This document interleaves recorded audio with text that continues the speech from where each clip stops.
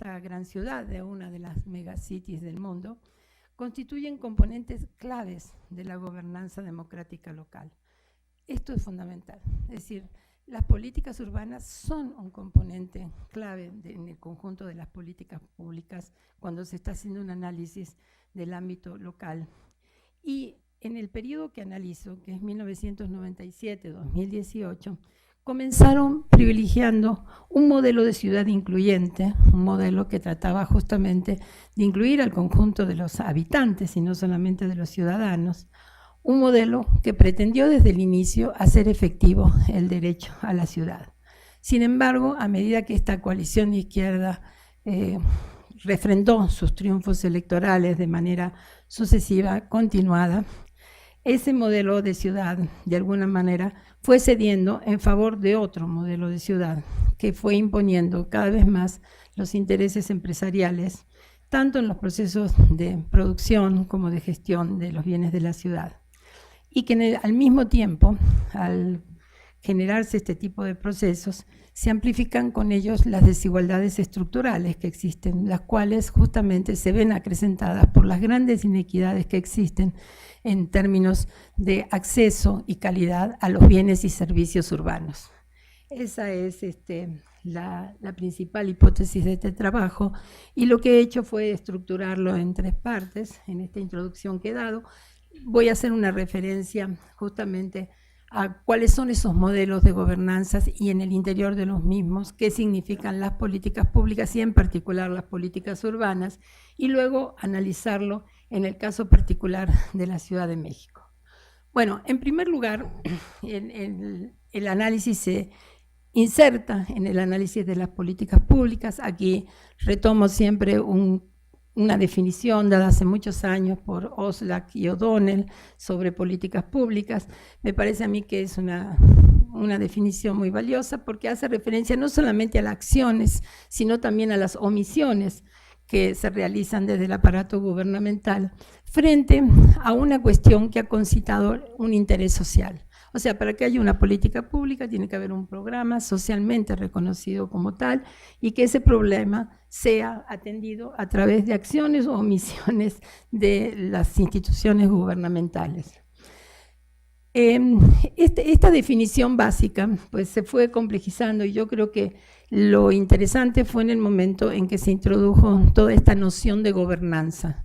Una noción que a mi entender, por lo que he rastreado y porque justamente a mediados de los años 90 escribí un libro sobre la diferencia que había entre la governance, la gobernabilidad, y empezaba a aparecer ya la gobernanza, si eran conceptos diferentes o si realmente hacían referencia a la misma realidad. Creo que el primero que puso el énfasis en que se trataba de un estilo de gobierno en el cual se incluía a la ciudadanía fue Joan Prats, que es un autor catalán, ya fallecido, pero que puso el énfasis en la importancia que tenía la corresponsabilidad en la gestión de los bienes de la ciudad. Más tarde, otro autor que para nosotros es muy importante porque es tal vez el autor mexicano más reconocido en el campo de las políticas públicas, que es el doctor Luis Aguilar, introdujo también algunos componentes sobre la gobernanza, muchos más particulares, pero el énfasis fundamental en este rápido recorrido que quiero hacer es que lo puso en que para él había un padrón de comportamiento que tenía que ver con la colaboración que podía existir entre el gobierno y la ciudadanía, y que ese padrón colaborativo entre gobierno y sociedad era muy necesario en un momento en que existían intenciones serias en el país de profundizar la democracia representativa como tal. Otros autores que han trabajado el tema y que han incidido muchísimo en todas nuestras investigaciones son sobre todo Joan Subirats, el equipo del Instituto de Gobierno y Políticas Públicas de la Universidad Autónoma de Barcelona, porque ellos no solamente han construido un marco conceptual desde la administración pública muy poderoso, yo diría, sino porque ellos también están muy vinculados a los procesos de relaciones de proximidad que existen entre el gobierno y la ciudadanía. Hoy en el gobierno de Ada Colau, al frente de Barcelona, donde pues es el corolario de alguna manera de un trabajo de muchos años de vínculo entre los sectores sociales de menores ingresos en Barcelona con quienes toman las decisiones.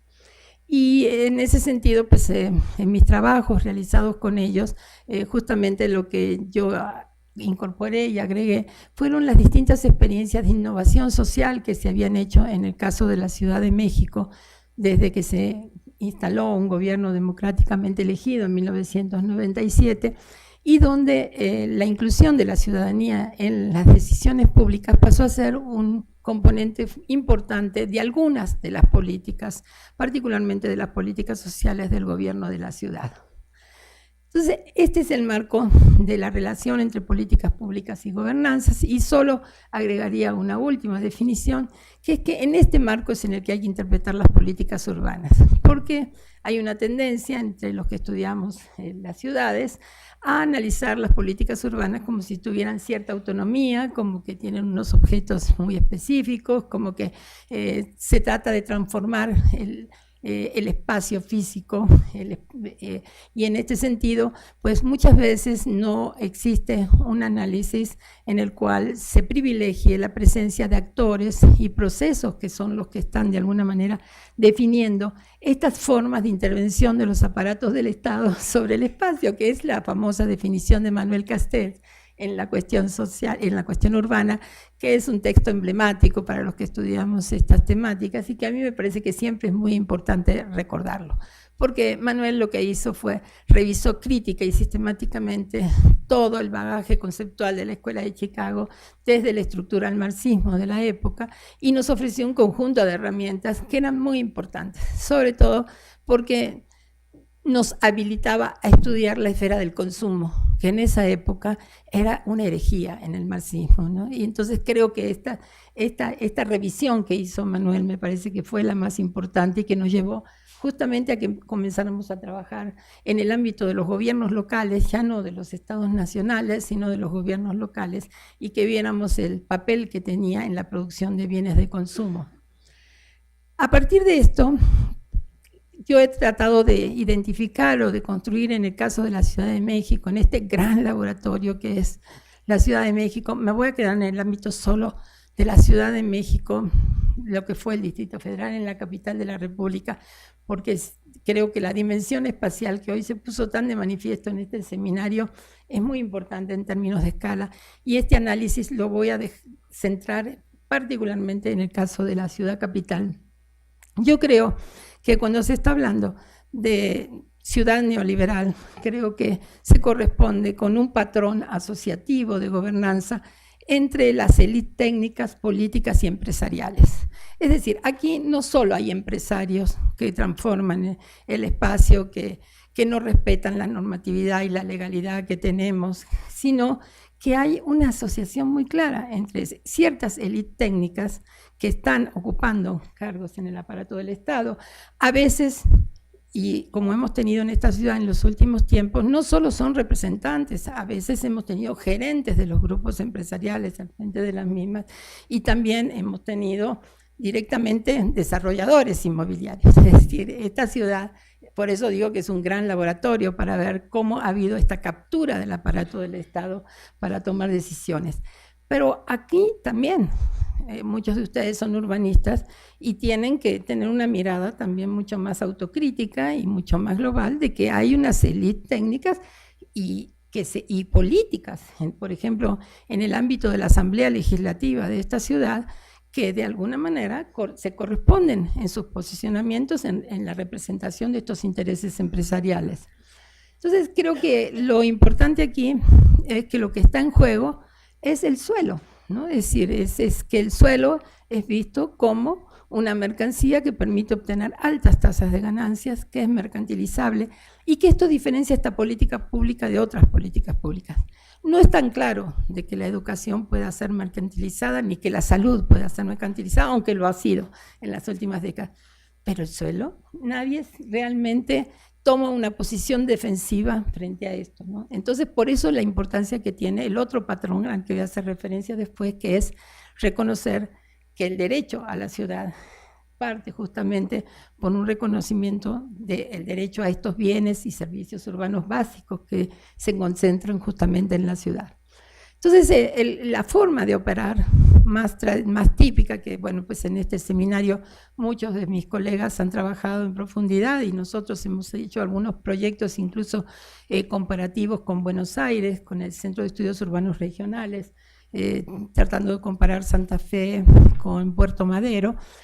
Nosotros pensamos que el modus operandi fundamental, por supuesto, son los megaproyectos urbanos, que de alguna manera pues, es la forma en cómo no solo transforman el paisaje urbano, sino las relaciones economía, sociedad y territorio de una manera muy profunda. Y al mismo tiempo, lo que subyace en la justificación de por qué se promueve tanto la actividad de la industria de la construcción y del desarrollo inmobiliario es que es una industria generadora de empleo de mano de obra con baja calificación y que por lo tanto en un modelo económico en el cual existen tantas dificultades para generar empleo, es muy mal visto cuando uno se coloca en una posición crítica respecto a la producción de bienes y servicios de la ciudad.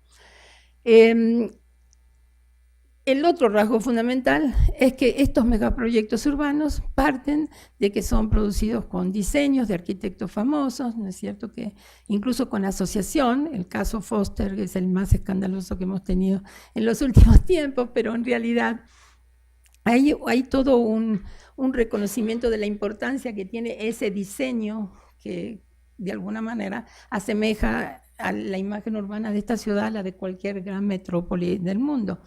Pero también hay un compromiso de parte de los gobiernos de que son los proveedores de las infraestructuras urbanas que requieren estos megaproyectos. Por ejemplo, todos los deprimidos que se han tenido o que justificaron su construcción, como tenemos muy recientemente aquí en el Manacar, con un conflictivo, ¿no es cierto?, movimiento social que se generó a su alrededor, es porque el Estado está asumiendo esto de que la infraestructura que se genera con estos megaproyectos le corresponde al gobierno local hacerla. Y en cambio no se asume la realización de otras obras que mejorarían la calidad de vida de muchas zonas deprimidas de la ciudad. Para esas no existe esa justificación. Me pasé una. El otro componente de este modelo de ciudad que se corresponde con este comportamiento de mercantilización de los bienes de la ciudad es la producción masiva de vivienda en las periferias. Y ese es un modelo que en el caso mexicano también es muy especial y muy particular, porque lo primero que tenemos que decir es que los organismos de vivienda son organismos de vivienda de los trabajadores. O sea, aquí no es que la producción masiva de vivienda a la periferia se produce con el crédito que otorga la banca privada. Aquí son los ahorros de los trabajadores los que se utilizan como capital de trabajo de la industria de la construcción. Y son unos ahorros que además aportan todos los sectores de la economía. Es decir, todos los empresarios tienen que aportar el 5% de su nómina para hacer un capital de trabajo que beneficia a una actividad económica, a unos empresarios que son los desarrolladores inmobiliarios, la industria de la construcción, que obtienen elevadísimas tasas de ganancias porque han comprado tierras en la periferia, tierras de origen rural o incluso zonas de conservación ecológica, y de esa manera garantizan altísimas tasas de ganancia.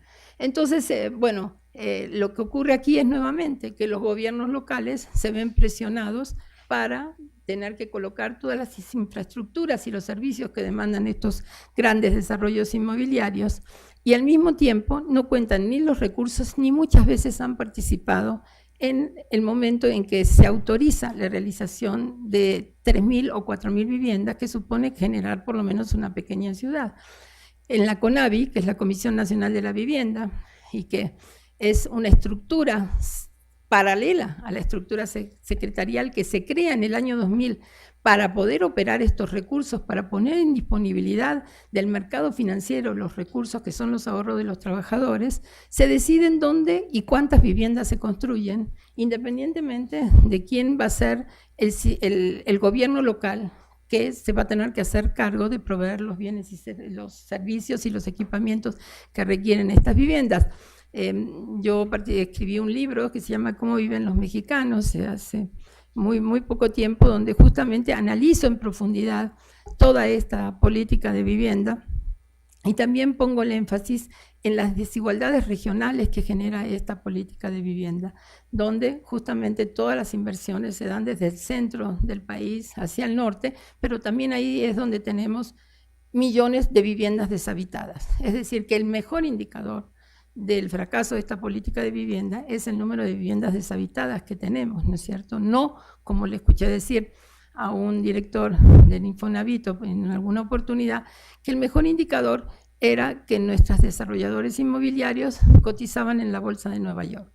Ese era el indicador de que realmente se estaba llevando a cabo un proceso de financiarización de los bienes de la ciudad que era muy exitoso. En este sentido, bueno, esto es como que cierra de alguna forma la creación de un modelo de ciudad particular. Es decir, cuando prevalece este patrón de comportamiento, de relación entre estas élites empresariales, técnicas y políticas, el resultado es la aparición de estas grandes regiones urbanas metropolitanas, el concepto de ciudad dispersa, una nueva arquitectura espacial, un debilitamiento entre la frontera rural-urbana, incluso un incremento de la pobreza. No hay tiempo para que desarrolle esto, pero todos saben lo que significa la pérdida de horas de traslado. Hoy salió también en este seminario, ¿no es cierto? Y los costos económicos para las familias de este modelo. Una urbanización de base regional, ya no urbana, en la cual el concepto de ciudad cada vez es más difuso, y al mismo tiempo toda una intensificación de los procesos de fragmentación urbana y de segregación residencial que es muy fuerte y muy profundo.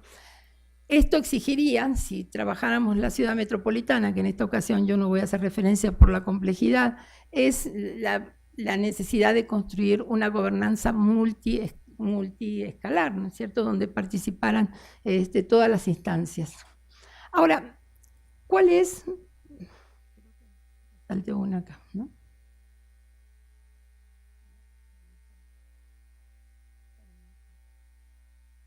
¿Cuál es el patrón de comportamiento alternativo a este? Bueno, yo creo que es un patrón colaborativo, un patrón que justamente se sustenta en el derecho a la ciudad. Y acá me voy a permitir no estar de acuerdo con lo que se dijo hoy de que el derecho a la ciudad era era un concepto con fronteras difusas. Yo creo que está muy claro que es el derecho a la ciudad, quizás porque estuve muy comprometida en definirlo aquí en la Constitución de la Ciudad de México, pero creo que lo fundamental es que es la apelación que los movimientos sociales urbanos han recreado efectivamente de un concepto que viene de décadas anteriores y que pues su principal reivindicación es la mayor equidad y calidad en los bienes y servicios urbanos y que ha generado organizaciones con una gran capacidad de intervenir no solamente en los bienes urbanos, sino en la misma vida política de la ciudad, ¿no? Ahora, lo primero que quiero decir es que cuando se habla del derecho a la ciudad, hay un marco legal, hay fundamentos legales que sustentan el derecho a la ciudad.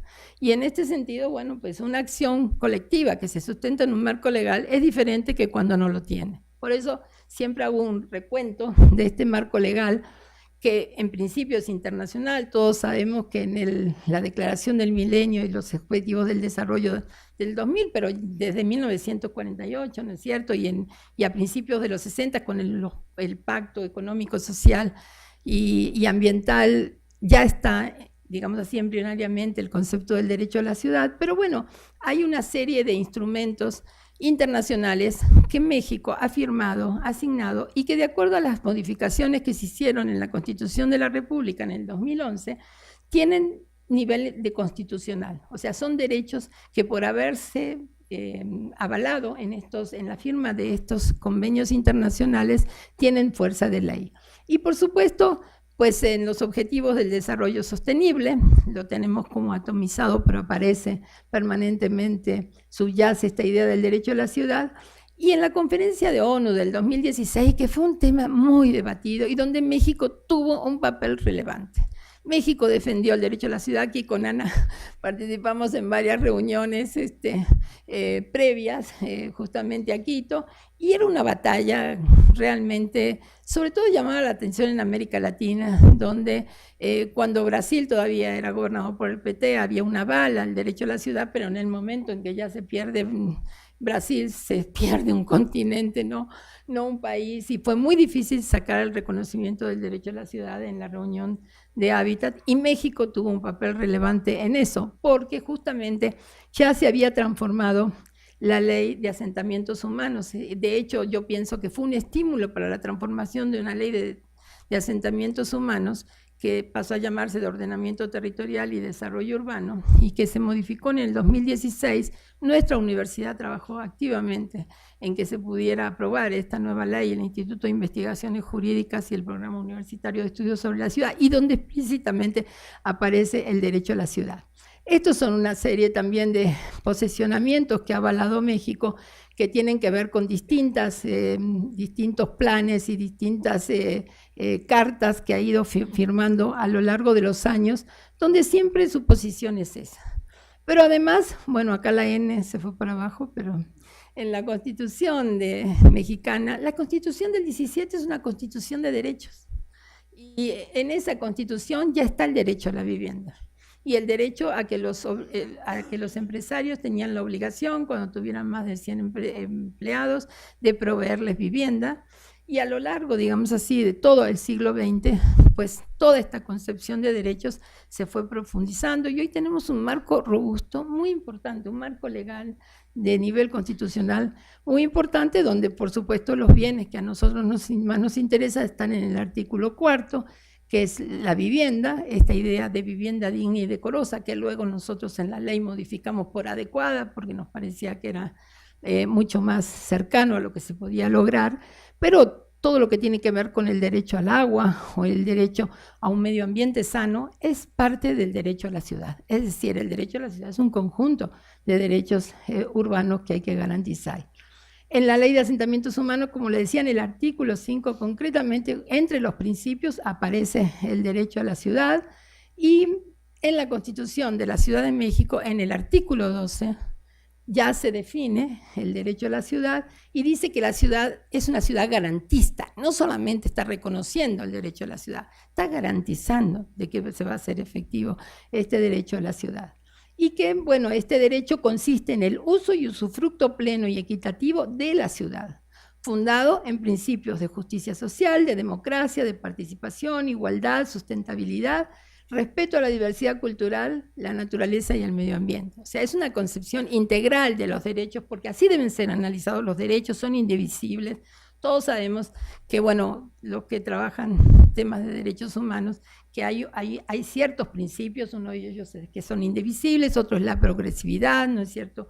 El hecho de que los gobiernos se comprometan a cada vez más asignar recursos para que se puedan hacer efectivos, y toda la temática de la función social que tiene la ciudad y el suelo, tema que fue el más discutido en la Constitución, y el artículo que no pasó, que fue el de la captación de las plusvalías, que se recordarán aquí los que siguieron de cerca el proceso de elaboración de la Constitución, donde no hubo forma de que realmente esta función social de la propiedad y del suelo sea reconocida como tal, y que como existen tantos países capitalistas y gobernados por derechas, que es que todo ese excedente que se genera por actividad inmobiliaria pueda ser captado por el aparato gubernamental y colocado en zonas de la ciudad donde realmente existe un proceso de degradación urbana, necesidades, ¿no es cierto?, de bienes y servicios. En este contexto legal, yo creo que para nosotros lo importante es, en un ámbito como este, reflexionar conceptualmente desde otras perspectivas de análisis. Y en este sentido, yo creo que Lefebvre ha sido un autor muy importante, bueno, sobre todo para mi generación, que era cuando comenzaron a traducirse los textos de Lefebvre en los años 70, y creo que era una aportación muy relevante. sobre todo porque Lefebvre era un filósofo muy ortodoxo dentro de las perspectivas marxistas de la época, donde ya existía cierto revisionismo, pero Lefebvre puso el énfasis en la necesidad de ver a la ciudad como un objeto socialmente producido, y fue el que introdujo el hecho de que el derecho a la ciudad era esta apelación integradora de las demandas de transformación de la vida urbana, y el hecho que había que pensar de que la política de planeamiento urbano que se estaba llevando en ese momento en Francia, en esa época, contribuía a la desintegración de la ciudad como tal, ¿no? Es decir, a la desintegración de la ciudad como un proyecto colectivo, que debía ser reapropiado otra vez por la clase obrera. Para él, obviamente, es sujeto transformador, era la clase obrera, y lo que importaba ver en los bienes de la ciudad era su carácter de valor de uso y no de valor de cambio. Entonces, en ese contexto, Lefebvre hacía algo que era fantástico para la época, porque los análisis eran macros, eran totalmente estructurales. Decía que había que reivindicar el barrio, la calle y todos aquellos componentes que estaban directamente vinculados a la vida cotidiana de la ciudad, y que, bueno, eso era lo que iba a transformar realmente la ciudad. Yo en esa época recuerdo que casi coinciden con Castells en la aparición de la cuestión urbana, porque son los finales de los años 60, Castells creo que publica en el 69 la cuestión urbana cuando tenía 23 años de edad y haciendo su doctorado en el exilio, y le agradece muchísimo a Lefebvre, pero se coloca en una posición muy diferente de la de Lefebvre, porque Castells y tiene muchísima incidencia en América Latina de esos años, tanto él como Borja, porque justamente el actor relevante que analiza Manuel en aquellos años son los movimientos que se generan en los barrios populares. Por eso que va a Chile, que es en ese momento un escenario de transformación política socialista con Allende, donde los movimientos sociales urbanos son el actor protagónico, sobre todo un actor que se disputa a la izquierda en términos electorales, pero también de transformación de la vida, de la cultura. Es decir, todos nosotros viajábamos a Chile, a los campamentos, a ver realmente cómo se ejercía ahí la justicia popular o se transformaba la producción de vivienda de manera cooperativa. Entonces, yo creo que aquí lo más importante es que en esa época se abre la posibilidad justamente de hacer análisis desde la esfera del consumo. Todo el debate que establece Castells y Loskin sobre los bienes de consumo colectivos es un debate tremendamente rico, donde el debate entre ellos gira alrededor de quién produce los bienes de la ciudad, si es el Estado, y entonces se producen colectivamente, o si son colectivos porque se consumen colectivamente. Y en ese caso, por ejemplo, la vivienda no entraría en el campo de los bienes de consumo colectivo porque se consumen individualmente. Pero eran debates realmente muy originales y que ayudaban muchísimo a comprender la presencia de unos actores sociales que en América Latina eran sumamente relevantes, porque la incapacidad del sistema productivo para absorber a la fuerza de trabajo que llegaba del campo a la ciudad y darle un empleo estable, asalariado, con seguridad social y sindicalizado, o sea, ser a ciudadanos y ser un trabajador sindicalizado, dejaba al margen a un amplio conjunto de la ciudadanía, y ese era el espacio justamente de organización de esos sectores que no lograban insertarse plenamente en el sistema productivo y que fueron el objeto de estudio de las teorías de la marginalidad en esa época, llevaba a que se pudiera estudiar el capital político y sobre todo la capacidad transformadora que podían tener estos movimientos sociales, tanto desde la perspectiva urbana como de la perspectiva política. Harvey retomó en los últimos tiempos, voy muy lenta, Harvey en los últimos tiempos volvió al tema del derecho a la ciudad por los movimientos que se dieron en distintas partes del mundo y que justamente provenían también de estos ámbitos que no eran necesariamente de la producción. Y pues él les da un significado distinto y dice, estos movimientos no son el legado de Lefebvre. Y ahí tiene razón, porque son diferentes. porque no es aquella clase obrera con capacidad transformadora, sino justamente es este grito de los indignados que están en las calles y que están en total, con una posición muy crítica respecto a lo que hacen los partidos políticos tradicionales y que generan otros espacios, ¿no es cierto?, de inclusión de la ciudadanía. Pero a mí me parece que lo más importante que aporta Harvey, siempre lo digo, es el haber puesto de manifiesto que lo importante aquí es dónde se genera el excedente económico, quién lo genera y cómo se utiliza ese excedente económico, quién se lo apropia y cómo se utiliza. Y que en la medida en que los movimientos sociales urbanos de este momento sean capaces de reivindicar el derecho a la ciudad, buscando esto, van a poder generar acciones transformadoras. Es decir, todo el tema, me parece a mí, del uso del excedente del capital es un gran tema que nosotros lo tenemos poco estudiado. Nosotros sabemos que en una ciudad como esta, cuando un uso del suelo se cambia de ser 3 pisos a una torre de 50, aquí se genera un excedente que ningún proceso de producción capitalista puede generar en tan poco precio. Pero ¿quién se apropia de ese excedente? Nosotros presumimos que parte son los desarrolladores inmobiliarios y parte los políticos para sus campañas.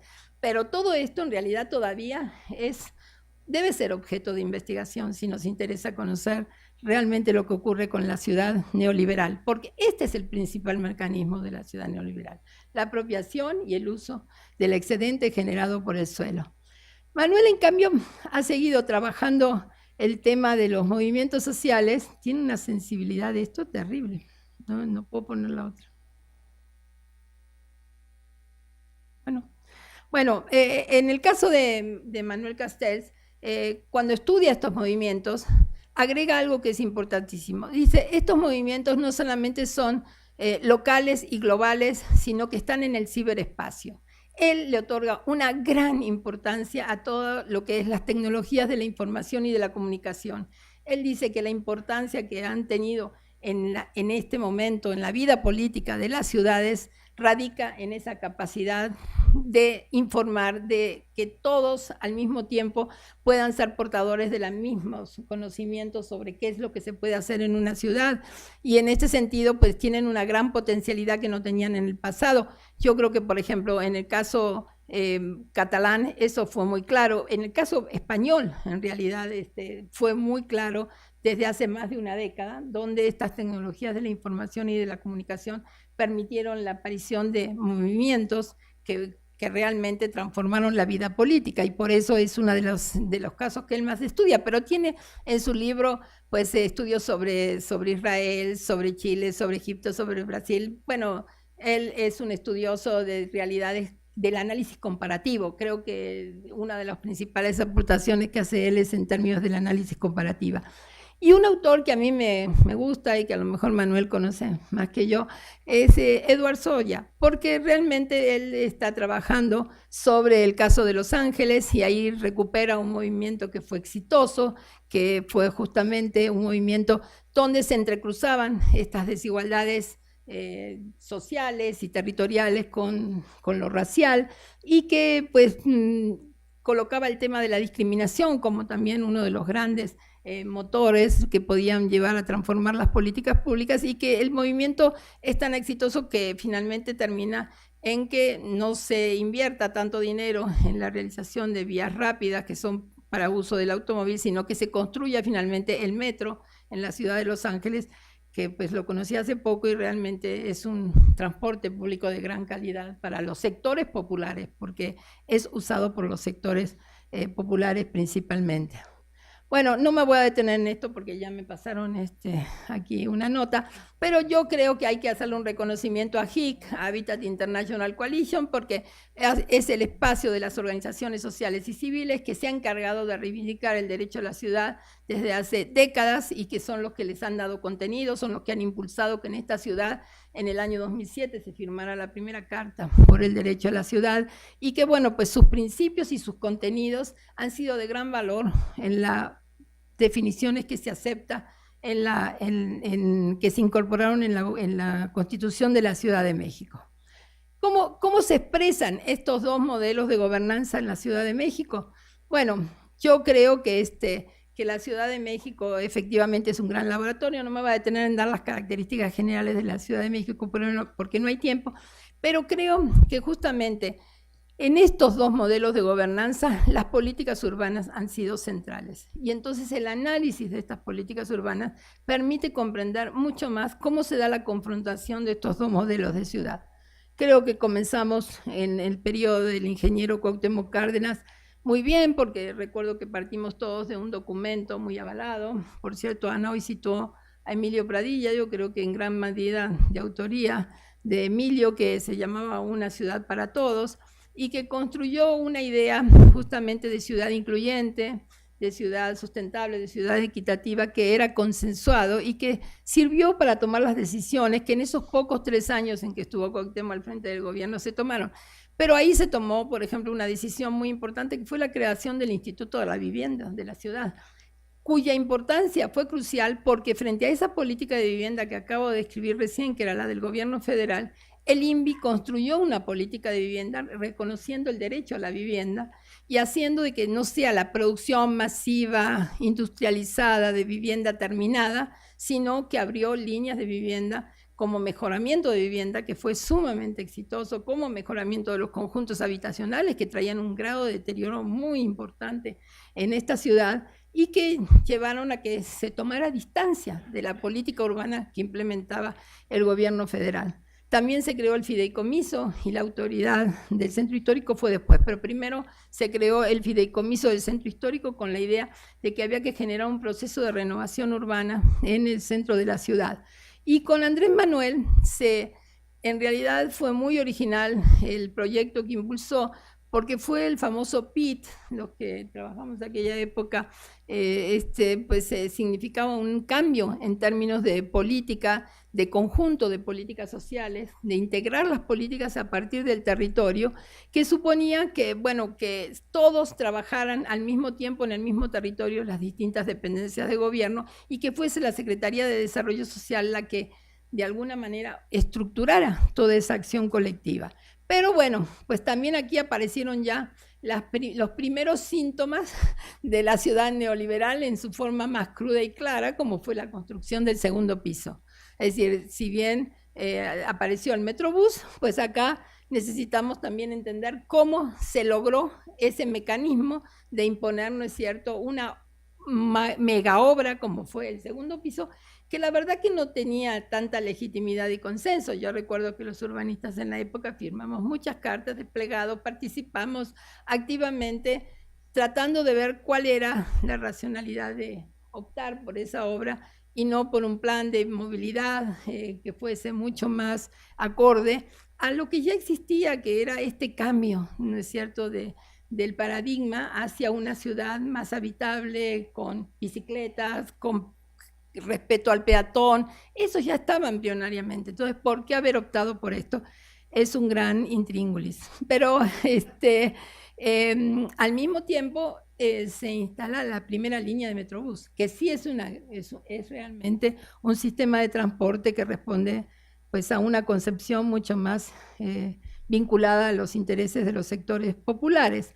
Y bueno, en el gobierno de Marcelo Ebrard se firma esa Carta del Derecho a la Ciudad, se inaugura un programa muy importante que es el programa de mejoramiento de barrios. No tengo tiempo acá de detallar el programa, pero he estado tremendamente comprometida con el programa porque creo que es una experiencia de innovación social súper original que desgraciadamente se ha ido desvirtuando con el paso de los años porque fue perdiendo justamente muchas de las características que la hacían súper original, como por ejemplo que se produjeran espacios públicos de gran calidad, porque el monto que se asignaba a la obra era muy alto. O sea, no era un programa de pintar fachadas, ¿no es cierto?, o simplemente arreglar una banqueta.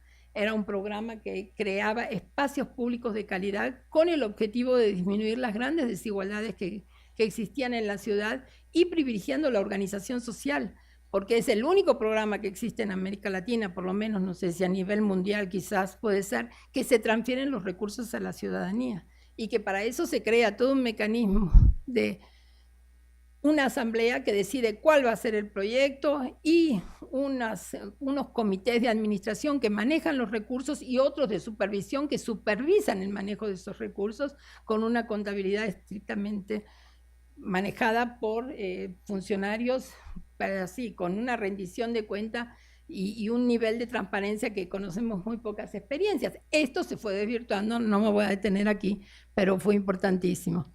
Bueno, yo creo que en este sentido, si habláramos de progresividad de los derechos, yo creo que íbamos muy bien en términos de progresividad de los derechos hasta que llegamos al gobierno de Miguel Ángel Mancera. Y ahí sí creo que realmente lo único que podemos poner en favor del derecho a la ciudad es la creación de un marco legal, es decir, es el haber aprobado la Constitución de la Ciudad de México. Esto en el marco de una reforma política que excede obviamente a la ciudad, pero esto queda en este periodo y es necesario que lo remarquemos. En cambio, crea una agencia de intervención urbana, ¿no es cierto? Crea una serie de figuras que están directamente vinculadas a la promoción de los macroproyectos inmobiliarios. Tenemos una proliferación de Big Grand por toda la ciudad, ¿no es cierto? O sea, esta es una clara alianza entre intereses políticos, técnicos y empresariales. Es decir, el resultado es la ciudad que tenemos hoy, que es un franco retroceso en términos del proyecto de ciudad con derechos que teníamos. Esto es un esquema que yo elaboré en términos de preguntarnos entonces qué tan públicas son las políticas públicas, porque pareciera que hoy estas políticas urbanas están apropiadas por estos sectores empresariales, por estas élites económicas empresariales, que lo que buscan justamente es la maximización de la ganancia, pero que actúan sobre el aparato del Estado controlando la propia Secretaría de Desarrollo Urbano. Es decir, esto es una captura directa del aparato del Estado y que además se encargan de que no haya regulaciones. No solamente controlan lo que hace o no la Secretaría, sino que tenemos un plan de desarrollo urbano de esta ciudad del año 2013. Es decir, no hemos logrado que se actualice, porque la actualización supone normatividad, supone apego a las reglas, supone procesos de planeación, como dice la ley, ¿no es cierto?, e inclusión de la ciudadanía en las decisiones. Entonces, bueno, pues lo que hay es una serie de mecanismos que, por supuesto, atraviesan todas las formas de informalidad y por supuesto, están permeados de corrupción. Yo creo que a nivel de las delegaciones y de las alcaldías nunca hemos tenido los altísimos niveles de corrupción que hay en todos los procesos que tienen que ver con la transformación del suelo. Y por el otro lado, pues creo que no nos ha ido mal, porque hemos logrado cierta alianza, ya no solo de los sectores populares, sino con las capas medias. Hoy en estos tiempos, ha habido de parte de las capas medias algunos movimientos muy importantes, como fue el caso de Chapultepec, que le logró parar al jefe de gobierno una de las obras que iban a ser más emblemáticas de su gobierno y que realmente demostró de que la ciudadanía no iba a permitir el avance de ese, no solamente del proyecto, sino del proceso de cómo se estaba llevando a cabo esa obra. No tengo tiempo para detallarla, pero me parece que es el mejor ejemplo. Y en ese proyecto, por supuesto que la academia tuvo mucho que ver. Las universidades estuvieron muy involucradas en asesorar a ese movimiento social que se opuso como a otros que se han dado en la ciudad. Entonces, si yo tuviera que hacer una síntesis, diría que lo que vemos aquí es que si bien coexisten y conflictivamente estos dos patrones de comportamiento, yo pienso que que el asociativo de las élites económicas, empresariales y políticas se ha fortalecido gradualmente, pero en el último sexenio es muy llamativo cómo se ha impuesto frente a este patrón colaborativo que resiste, ¿no? Que me parece a mí que está mucho más en un plano de la resistencia que de ser mucho más proactivo para la transformación de la ciudad y que, bueno, pues debiéramos reforzarlo de alguna manera. Digo que resiste porque, bueno, pues son muchas las luchas que han desarrollado por distintas obras de la ciudad que no les interesa, y me parece a mí que en esa resistencia el apropiarse de los contenidos de la Constitución que tiene esta ciudad, una Constitución donde justamente hay una carta de derechos que es como la columna vertebral de esta Constitución, sería muy importante. Pero no basta con tener un marco legal. Yo creo que con este aparato gubernamental es muy difícil que podamos hacer efectivos esos derechos. Creo que es necesario trabajar para construir una nueva institucionalidad que permita hacer efectivos esos derechos. En realidad el aparato gubernamental del gobierno de la ciudad es el mismo que heredamos en 1997, es una estructura que es un mamut centralizado, autoritario, jerárquico, con personal de base que muchos de ellos ni siquiera tienen derechos, o sea, todo el tema de los derechos de los trabajadores de la ciudad es muy vulnerable realmente. Y por el otro lado, bueno, pues tratar justamente de que se construya un aparato gubernamental que trabaje en red, como lo hemos venido experimentando en algunos programas particulares, como el que acabo de mencionar, de mejoramiento de barrios, y que contribuya a fortalecer este patrón colaborativo que genere una gobernanza democrática de proximidad diferente, que contribuya a lo que justamente está en el discurso del nuevo gobierno del país, que es la democracia participativa. A la democracia participativa hay que darle sustento, es decir, no es solamente una declaración o una consulta pública, necesitamos realmente saber cuáles son las reglas del juego, los procedimientos, los espacios, los instrumentos que nos van a permitir hacer de la democracia participativa una forma de gobierno, un padrón de comportamiento y de gobernanza que se complemente con la democracia representativa, ¿no? Y no empezar desde este mismo momento a confrontar estos dos modelos sin que realmente tengamos claro en qué consiste, por lo menos el segundo. El primero está muy institucionalizado en el país, hemos creado un Instituto Nacional Electoral, pero el de la democracia participativa, por ahora, solamente está en el terreno de los enunciados ideológicos. Y por eso que cuando se trata de operacionalizar, se hace una consulta tan frágil en términos, ¿no es cierto?, de legitimidad y de capacidad de transformar y de incluir a los ciudadanos en una decisión pública. Yo pienso que en esto los cientistas sociales tenemos una gran responsabilidad y ojalá que sea una voz que sea escuchada en el próximo gobierno. Gracias.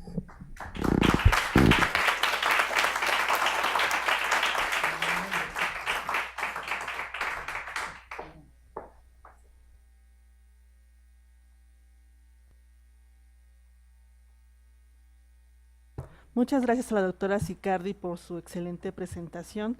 Ahora toca el turno de los comentarios de la doctora Lucía Álvarez. Voy a permitir leer su semblanza.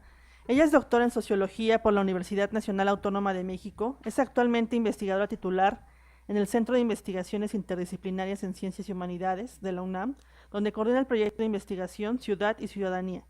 Forma parte del Sistema Nacional de Investigadores Nivel 2 y es miembro de la Academia Mexicana de la Ciencia. Es coordinadora del programa de investigación Ciudades, Gestión, Territorio y Medio Ambiente en el SAGE UNAM desde 2007.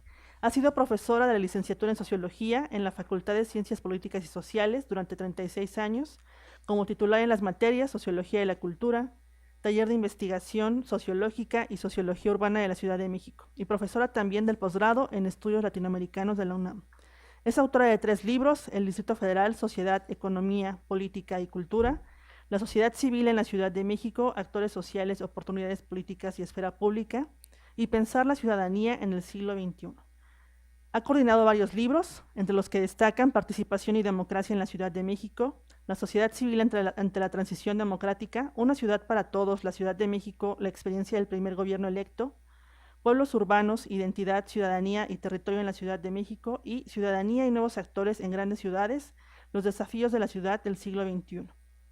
Damos la palabra a la doctora Lucía Álvarez.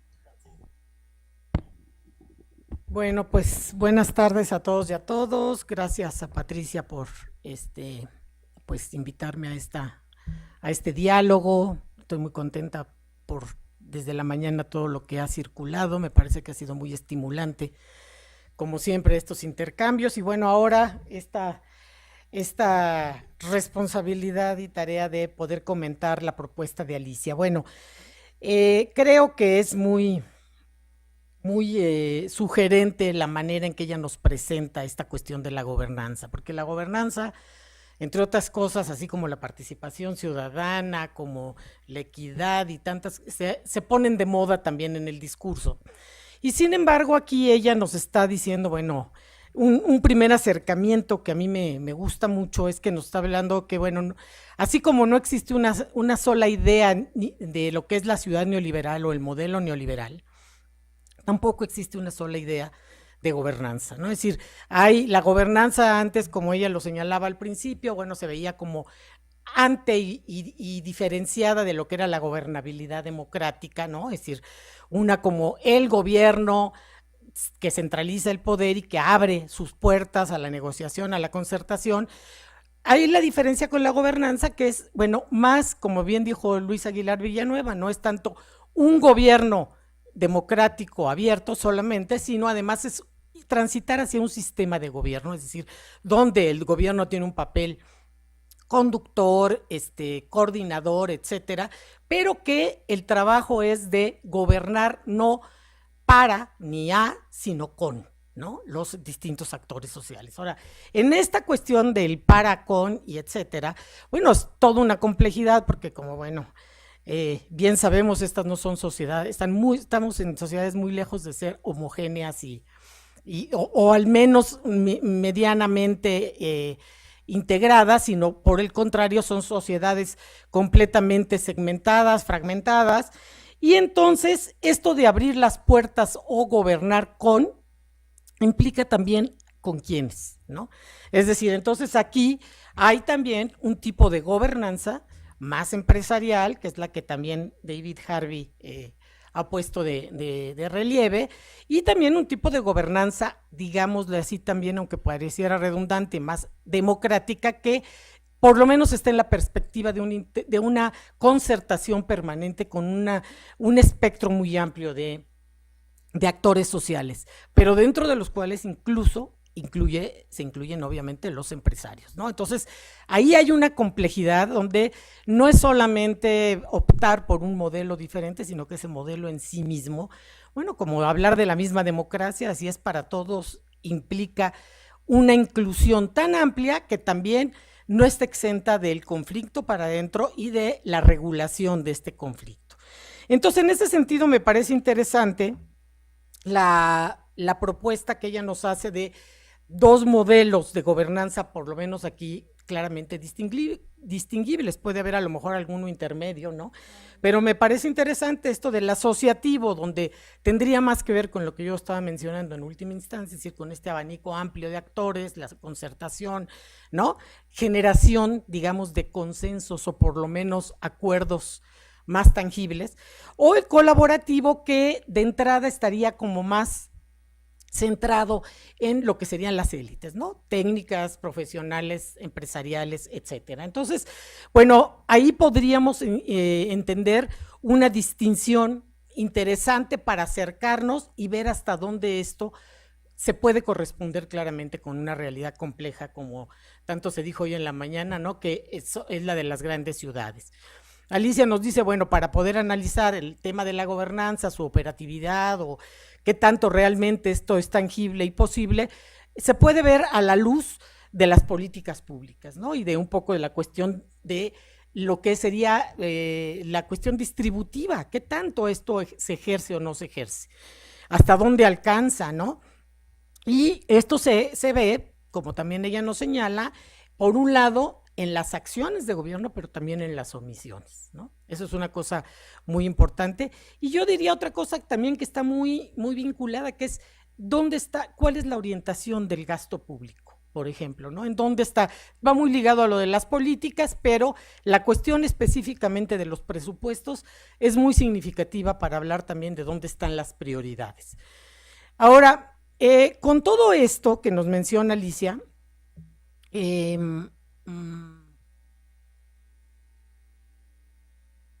está de por medio este tema que también yo creo que es interesante para la reflexión del derecho a la ciudad.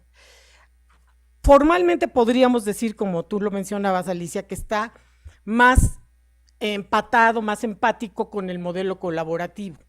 Sin embargo, tanto como ocurre con la democracia, como con otros, incluso con la ciudadanía, también el derecho a la ciudad como emblema ha sido expropiado por los empresarios, ¿no? Es decir, también de decir tenemos el derecho a, porque nosotros generamos lo que ella misma nos mencionaba, generamos empleo, generamos inversión, generamos infraestructura, y entonces también se ha vuelto un terreno de disputa. O sea, en nuestro ámbito académico, en digamos, los círculos donde circulamos nosotros con un conjunto de actores, coincidiríamos más con el derecho a la ciudad en términos de lo que ha manejado HIC, por ejemplo. Sin embargo, también ha sido algo que ha sido jalado por los empresarios y que lo han puesto también como un elemento de disputa, porque es también lo que se decía hoy en la mañana, también la ciudad para quiénes, el derecho a la ciudad de quiénes, ¿no?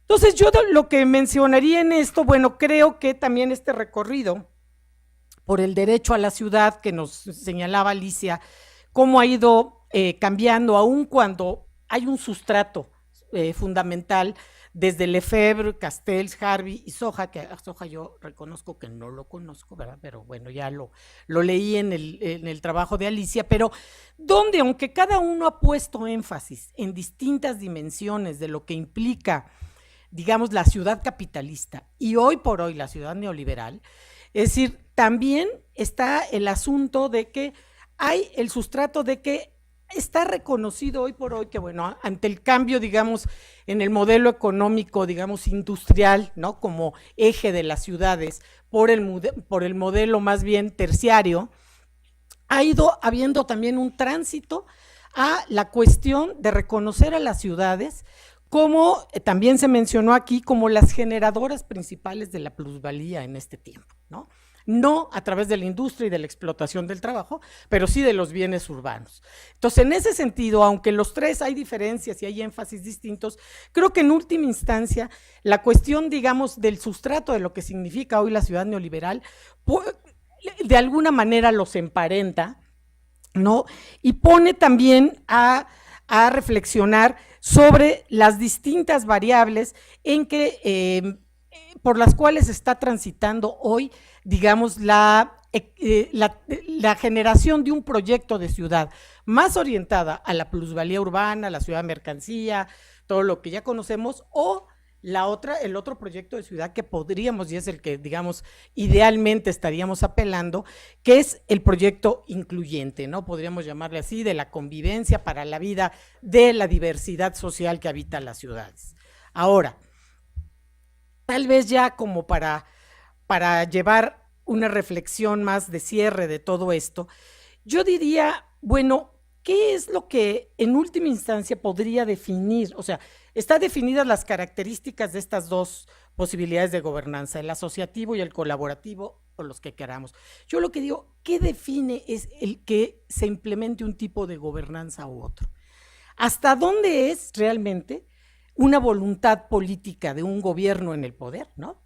Es decir, como un poco aquí se semblantea, los tres primeros gobiernos del PRD iban mal que bien en una dirección, y esto es sin duda un soporte fundamental, pero también yo digo, ¿qué tanto no lo define la inserción de la ciudad, el punto en que nuestra ciudad se mantiene inserta en las políticas globales y implica una serie de condicionantes para el tipo, digamos, de orientación del propio proyecto de ciudad?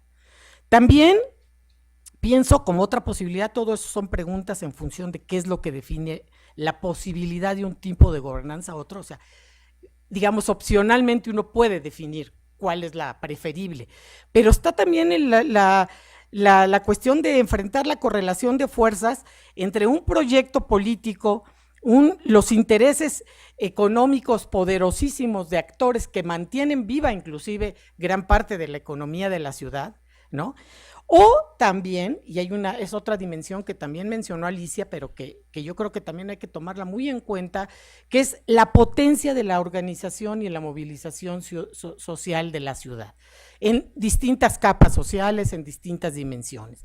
Es decir, creo que todos estos factores son también objeto, yo diría casi, como la misma gobernanza, de una concertación, de generar también cómo poder estos distintos intereses en conflicto, poderlos hacer confluir a algo que podríamos llamar, no sé si es un consenso, porque el consenso como tal es difícil, pero sí una hegemonía de un modo de construir ciudad que pueda empatar, digamos, los intereses de este espectro tan amplio, ¿no?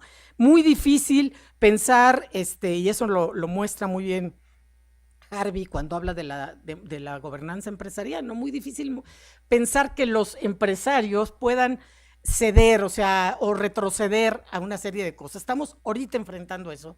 Vamos a ver a dónde nos lleva, más allá de la consulta, lo del aeropuerto, ¿no? Por ejemplo, creo que es un ejemplo muy claro de, mucha gente ha dicho, no importa cómo se hizo la consulta, lo que importa es que se le está poniendo un freno al capital. Vamos a ver hasta dónde eso se puede sostener. Entonces, en esos términos, yo quiero pensar también que la propia concertación con respecto al tipo de gobernanza y al proyecto de ciudad es todo un reto y bueno, al que pues tenemos que entrarle también. Muchas gracias.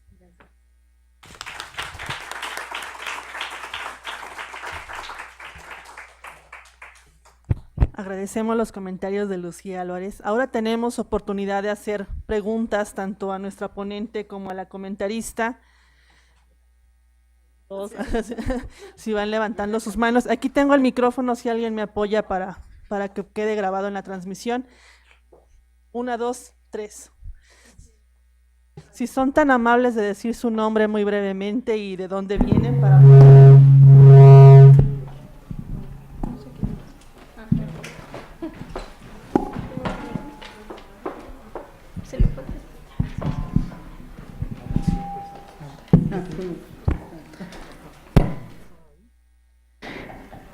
Sí, buenas tardes. Mi nombre es Hernán, yo vengo de la Universidad de Valencia de España y estoy haciendo aquí una estancia en la UAM Iztapalapa. Y bueno, yo lo que quería comentar y preguntar es que bueno, hay diferentes autores, autoras que señalan cómo Lefebvre define el derecho a la ciudad no como una categoría legal o jurídica, sino como una categoría profundamente política, ¿no?, de denuncia de la ciudad capitalista. Y entonces cuestionan cómo esta institucionalización del derecho a la ciudad, ¿no?, al convertirse en un marco jurídico, en un marco legal, cuando empieza a ser utilizada por todos estos organismos multilaterales como la ONU, etcétera, cómo de alguna manera puede perder precisamente esta capacidad política de cuestionar la ciudad neoliberal. Entonces no sé si podrías un poco ampliar en esa línea y comentarnos qué opinas tú.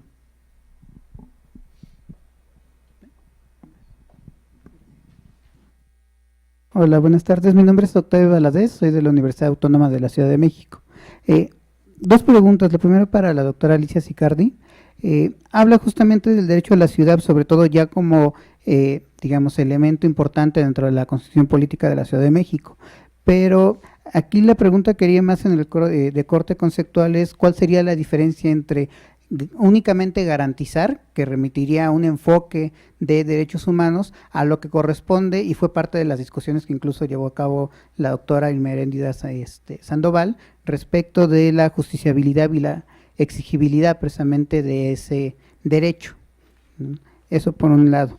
Y para la doctora Lucía Álvarez, este último comentario que señala respecto del posible freno al capital en el caso del proyecto del aeropuerto, ¿qué tanto puede ser considerado, digamos, de esta forma, cuando la misma UNAM, otro grupo de investigadores, han mencionado que el proyecto del aeropuerto en Santa Lucía, incluso en criterios medioambientales, podría ser, digamos, de un impacto negativo mucho mayor al del aeropuerto en Texcoco? Es decir, parece ser que incluso hay más especies endógenas precisamente en Santa Lucía, porque incluso implicaría una expropiación del lago de Zumpango, ¿no?, respecto de lo que sería el lago de Texcoco. Entonces, incluso que tanto en vez de verlo como un freno al capital, en realidad nos estaríamos enfrentando en realidad a un intercambio de actores capitalistas. O sea, al final de cuentas, sí se da como este freno al proyecto, pero la posibilidad de una ganancia capitalista sigue presente, independientemente del proyecto que haya ganado. Gracias.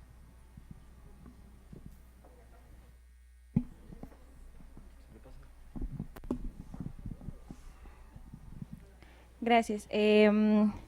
Bueno, mi nombre es Denise Ríos, yo vengo de la Facultad de Ciencias Políticas y Sociales, de la licenciatura en Comunicación, con especialidad en Comunicación Organizacional, y normalmente ahí hacemos muchos estudios de entorno, sobre todo de organizaciones. me llama ahorita la atención que mencionen sí la parte del derecho a la ciudad, porque es una parte sí del entorno neoliberal que nosotros mismos tenemos que analizar, ¿no? Para hacer todo este tipo de trabajos de relaciones públicas que definitivamente equiparan muchísimo la plusvalía, ¿no? De una ciudad. Considerando que la Ciudad de México tiene aquí grandísimas empresas transnacionales activando sobre todo la economía del sentido laboral, aquí me surge una duda: ¿qué pasa con esas empresas que son socialmente responsables? Que se dicen socialmente responsables porque realmente desde mi punto de vista no lo son. O sea, yo no veo que Coca-Cola sea una empresa socialmente responsable cuando está acaparándose todo el agua de Chiapas, por ejemplo, y está dejando un ecosistema sin vida prácticamente. Y precisamente creo que se liga mucho a la pregunta anterior porque parte de esta dinámica de la ciudad es pues acaparar todos los recursos, aunque sean ecológicos, ¿no?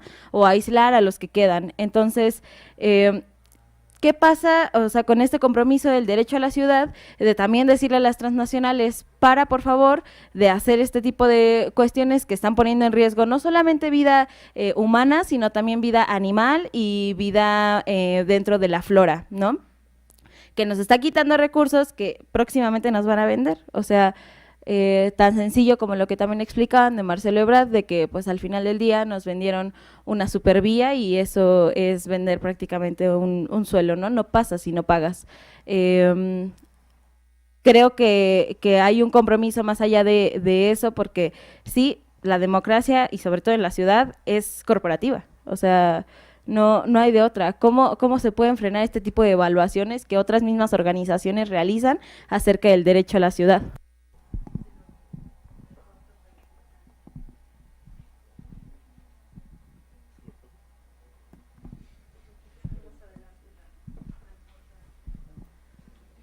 Sí, ya había otra. Es que no sé si me puedo sumar a una siguiente. Sí. Eduardo Nibón de la UAM Iztapalapa. ¿Dónde queda, Alicia? Me ha parecido muy interesante tu presentación. ¿Dónde queda la planificación urbana ahora en esta discusión que tú haces sobre la academia, los actores políticos y sociales? Fincaron su interés en la transformación de la ciudad en una planeación que buscaba ser lo más amplia posible, la más democrática posible, y parece ser que 90 años de planeación de la Ciudad de México no ha conducido a un modelo de desarrollo integral, coherente, consistente, satisfactorio, y en cambio el planteamiento de la gobernanza parece ser que nos propone un cambio de paso distinto a dejar de preocuparnos por la planeación y empezar a interrogarnos por la gobernanza, donde tal vez lo esencial no sea el rumbo de la ciudad, o tal vez ya no sea importante porque más o menos la ciudad está hecha, ¿no? Sino lo importante será la gestión de la ciudad y no el rumbo o el desarrollo de la misma.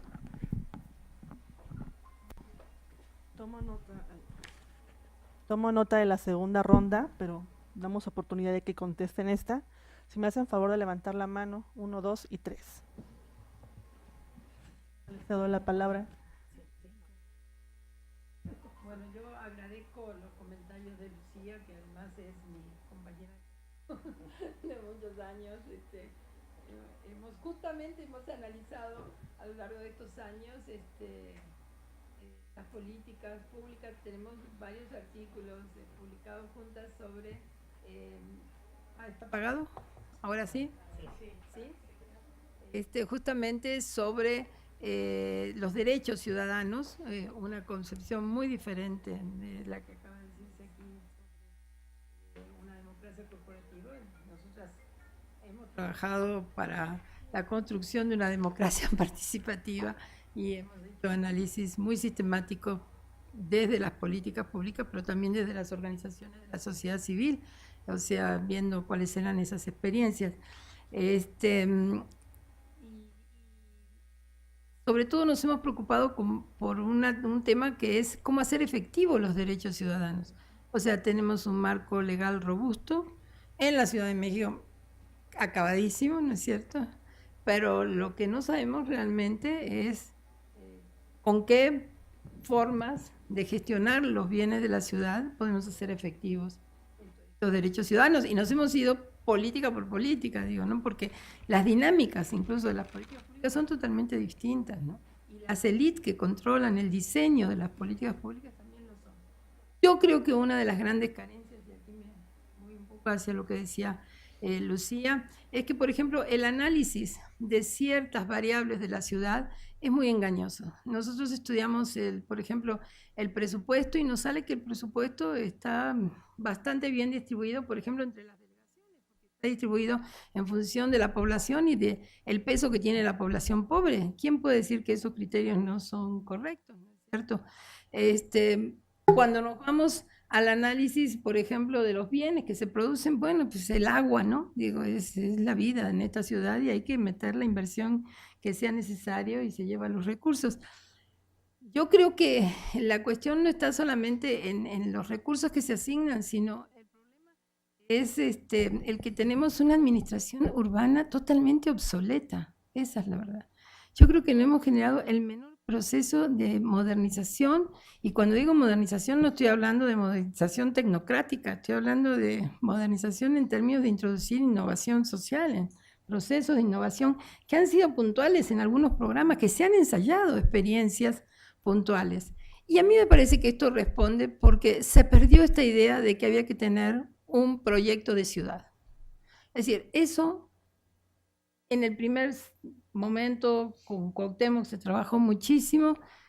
¿Cuál era el proyecto de ciudad? Que todo el mundo tenía que trabajar hacia ese proyecto de ciudad, y luego se empezó a atomizar esta idea de la ciudad, ¿no? Entonces cada política pública agarró su propia dinámica y trató de alguna manera de responder a ciertos intereses que tenían mayor vinculación, yo creo, con las demandas de los sectores populares en los 3 primeros gobiernos, y que en el último fue incontrolable, porque yo sí pienso que hay una ruptura. De hecho, nosotras en nuestros análisis nos hemos parado en ese gobierno, y esto es lo primero que yo escribo sobre ese gobierno.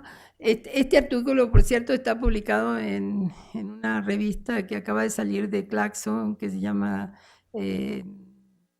Revista Iberoamericana de Pensamiento Crítico, y hay una versión de este trabajo, porque yo creo que sí hay una ruptura con el gobierno de Mancera, desde la composición misma de lo que es el personal del Estado, las designaciones, la forma en cómo distribuye las distintas secretarías, dándole un peso y una gran relevancia al sector empresarial. O sea, nombrar a un desarrollador urbano al frente de la SEDUBI es una cosa que es inaudita, y eso lo hace en el primer momento. O sea, ya en el primer momento nos dice quiénes van a ser, ¿no? O representantes directos en la Secretaría de Economía, por ejemplo, ¿no?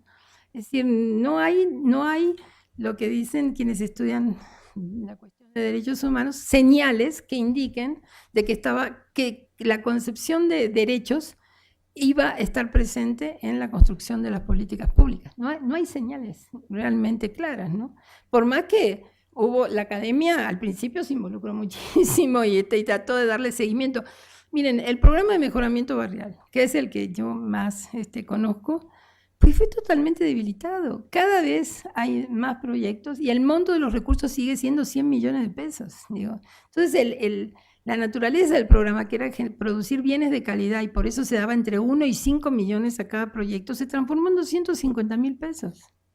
O sea, el menor, digamos así, apego a una concepción de política pública que abonara a derechos, ¿no? Es decir, eso se deja totalmente de lado. Entonces, a mí me parece que los análisis de la Ciudad de México siempre son muy complejos. Todos los que la hemos estudiado hemos hecho recortes, es imposible, es realmente muy difícil de poder estudiar. Pero a mí me parece que hay otro ámbito al cual le he dedicado algunos años de estudio y ahora he vuelto otra vez, que es el análisis de lo local. ¿Qué pasa en las alcaldías y en las delegaciones? Porque imagínense que si esto pasa en el aparato central, lo que está ocurriendo a nivel de las alcaldías es aún peor, digo, ¿no? Es decir, tenemos que se ha desvirtuado este compromiso con los intereses de los sectores populares sin ningún costo político, porque la verdad que yo lo que creo es que la gente se cambió de partido, pero digo, sigue siendo una ciudad con un voto duro a la izquierda. Podría haberse perdido eso, digo, habiéndose tomado las decisiones que se tomaron. La aparición de Morena es la que salva el escenario, porque realmente este barco, si no, iba hacia otro lado, ¿no? Digo, es decir, porque son muchísimas la acumulación de errores que hay. Entonces, esto lo vinculo con lo que dice Lucía. Yo sí creo que tenemos que estudiar muchísimo más las élites, porque las élites no son las bases de los proyectos políticos, ¿no? Y por un lado están las bases de los proyectos políticos que trabajan en los barrios, en las colonias, ¿no es cierto?, en los pueblos que tú tanto estudiaste, y por otro lado tenemos ahí una cúpula que toma decisiones a nivel del aparato gubernamental, que muchas veces su reclutamiento ya ni siquiera es por pertenencia a grupos políticos, como lo fue durante muchos años en el PRD, es por pertenencia a grupos absolutamente de liderazgos personales. Este es el caso del último gobierno. Los secretarios del último gobierno son lealtades personales. Es decir, de hecho, bueno, tenemos una figura de jefe de gobierno que mucha gente no sabe ni el nombre de quién es el jefe de gobierno de esta ciudad, ¿no? Eso era impensable cuando se va Cuauhtémoc, o es impensable cuando se va Andrés Manuel, o es impensable cuando se va Marcelo Ebrard, digo, ¿no? Si había figuras políticas que eran los jefes de gobierno de esta ciudad, ¿no? Entonces, este desdibujamiento y esta distancia entre las bases y las élites es muy importante. Estas mismas élites están en la Asamblea Legislativa. O sea, ¿quiénes son los asambleístas? O sea, acá realmente hay que volver a los viejos trabajos, ¿no es cierto?, del funcionalismo gringo, ¿no? Es decir, de saber quiénes gobiernan, ¿no? ¿Quiénes son? Porque están tomando decisiones que realmente son del más alto nivel en donde se encuentran. Y lo peor, como dice Lucía, es que esto se da porque efectivamente yo creo que hay un debilitamiento del campo de los movimientos sociales, porque esta incorporación también a la vida política vacía los movimientos sociales. Esa es la verdad. Cuanto más se gana políticamente, cuanto más Estado y más gobierno se tiene, menos sociedad. Y los líderes y los dirigentes con más prestigio y demás se van a ocupar cargos públicos o políticos. Y en este sentido, pues esto lo estamos pagando. Esto le pasó al PT, esto no es ninguna cosa así original de nuestra vida política. Es así cuando gana la izquierda, ¿no? Digo. Pero bueno, ya llevamos 4 gobiernos en esta ciudad. Ya podrían haberse creado cuadros de recambio, ¿no? Es decir, jóvenes que realmente se pudiera haber hecho un traspaso generacional, y eso no se da, ¿no? Hay algo que está funcionando mal y que yo creo que hay que prestarle atención. Ahora, lo que me preguntaban puntualmente, por ejemplo, en el caso de Hernán, que hablaba de Lefebvre, bueno, pues sí, yo creo que es muy claro Lefebvre cuando dice no es el valor o el peso jurídico del derecho, es la dimensión política que me interesa. Y ese es por qué se ha recuperado en este momento, porque es una apelación colectiva al derecho a la ciudad que es extremadamente movilizadora. En el momento en que se volvió a resignificar con características totalmente distintas, todo el mundo se sumó a esa apelación que nos decía, aquí hay un proyecto que se opone al neoliberal que está extremadamente estructurado y que hoy se ha impuesto, ¿no?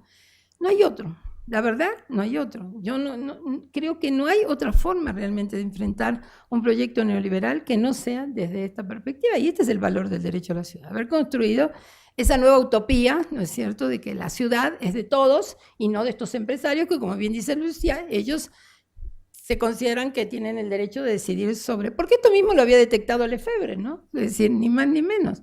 Es así, ¿no? Digo, ellos se consideran que son los que tienen derecho a decidir. Frente a eso, bueno, aparece esta apelación que aglutina a yo diría, unos colectivos sociales muy heterogéneos, que tienen por finalidad el oponerse a esto, o que los moviliza es la indignación, como dice Harvey, ¿no? Quizás el único factor común es eso, los indignados, ¿no? De lo que está ocurriendo, de estas aberraciones de este capitalismo salvaje, ¿no? Que no tiene límites de ningún tipo. La otra cuestión que me preguntaban acá sobre la planeación. Miren, ese es un tema al que también en los últimos años, por haber dirigido el programa de estudios sobre la ciudad, le he tenido que dedicar bastante tiempo y porque me parece que es fundamental. Yo creo que el primer momento de una política urbana es la planeación. Y si no hay planeación, no hay política. Esa es la verdad. Y ha habido toda una deslegitimación de la planeación. O sea, se han encargado ellos mismos, los propios empresarios, de deslegitimar muchísimo todos los procesos de planeación, de hablar de que justamente son libros blancos que no sirven más que para que les otorguen los recursos a los gobiernos, pero que en realidad no son un instrumento de gobierno, o sea, no sirven para gobernar. Y nosotros, por ejemplo, en esta universidad nos hemos encargado de mostrar que cuando hay un proceso de planeación donde la ciudadanía participa con reglas del juego claras y se obtienen resultados y un documento en el cual se logran ciertos consensos sobre cuáles deben ser no solamente los usos del suelo, sino de cada uno de los componentes, ¿no es cierto?, de una ciudad, esto le da un instrumento a la ciudadanía para defenderla. Nosotros tenemos una experiencia que yo cuento siempre porque fue la primera que hicimos en el PUEC, pero que fue sumamente pedagógica. Y es que llegamos a Guanajuato en un momento en que el Cabildo se le había ocurrido que podía autorizar un fraccionamiento en el Cerro de la Bufa. Y la ciudadanía se puso en pie de guerra. La ciudadanía dijo, esto no va a pasar por más que ustedes lo hayan aprobado. Y entonces creó un movimiento que se llamó Guanajuato Somos Todos. Y como la universidad acababa de abrir su sede León, después de 25 años nosotros abríamos una sede de esta universidad en provincia, se nos ocurrió en el PUEC de hablar por teléfono y decirles, oigan, nosotros podemos participar en ese proceso. Y el alcalde, que estaba en una situación muy difícil porque no sabía cómo salir del asunto, dijo, bueno, vengan. Y allá fuimos a Guanajuato, y siempre recuerdo que ahora que trabaja el tema de género, fuimos 3 mujeres y el alcalde nos estaba esperando.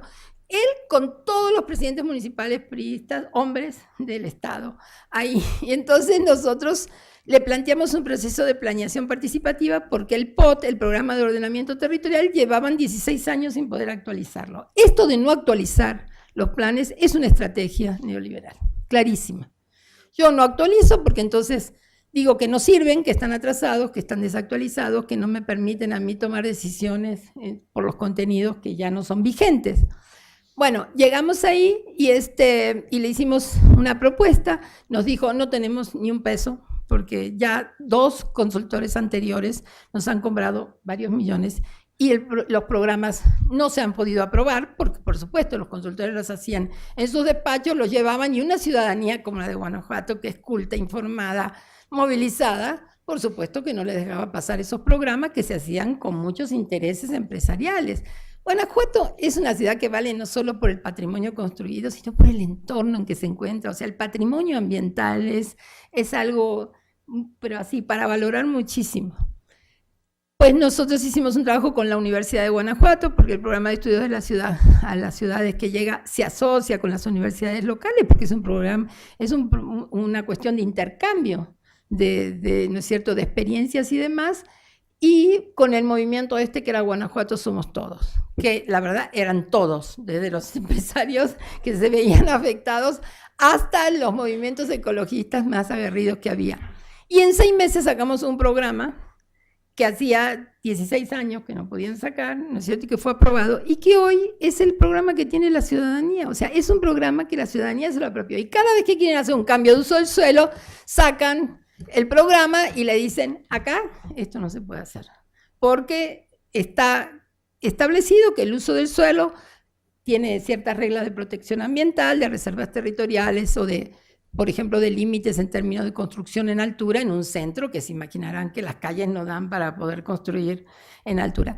Pongo este ejemplo porque este fue un ejemplo exitoso. A partir de ahí nos llamaron a hacer el de Dolores Hidalgo, el de Silao, que es otro mundo del cual podría hablar, uno también con San Miguel Allende, regional.